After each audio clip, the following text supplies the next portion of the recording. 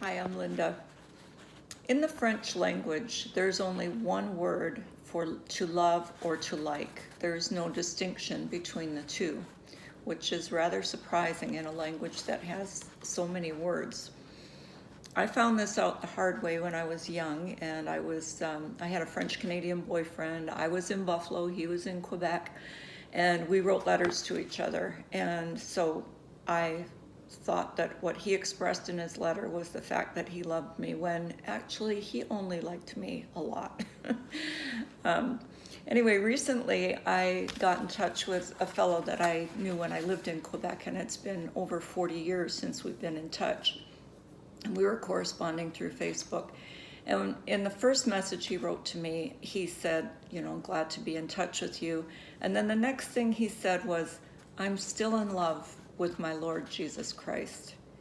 And that kind of blew me away. I mean, there was absolutely no ambiguity there. He didn't use the verb to love or to like. I am in love with my Lord Jesus Christ. And I thought to myself, wow, do I feel that? Can I say that myself? I mean, it's easy to say I'm a Christian, or even to say I love God, but to say I'm in love with Jesus Christ, for him being a Christian for 40 years, just really made me think. And so what I did was I went on the internet, and I Googled how to fall in love with Jesus. And there were two things that stood out as I read through there were many, many articles. It was an interesting process, but two things stood out.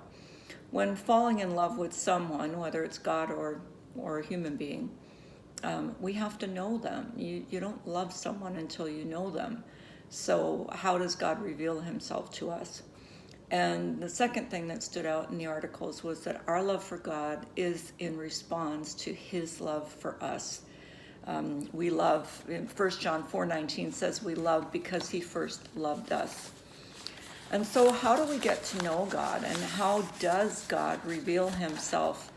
And I found an article that listed a number of ways that really resonated for me. And so I'm just going to read them to you.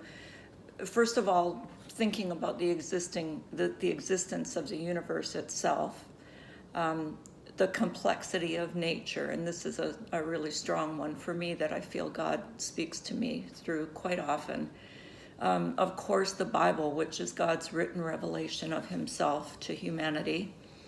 As we look at the life of Jesus, as we look at the death and resurrection of Jesus, and as we look around us every day and throughout history at the evidence of the impact of Christ on humanity and on individual lives, it's just all there. It's all God revealing him to us so we can know him and thus love him.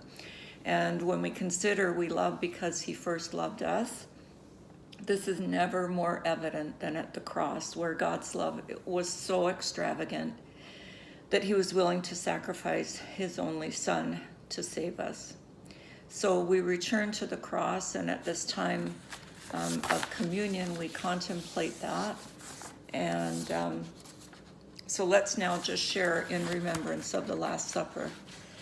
As we take the bread, we remember the words of Jesus as he said, "Take and eat. This is my body."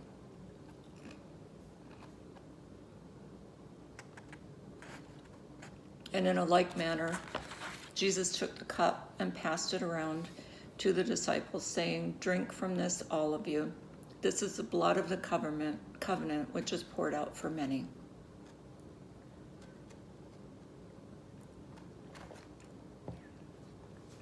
Let's just bow in prayer.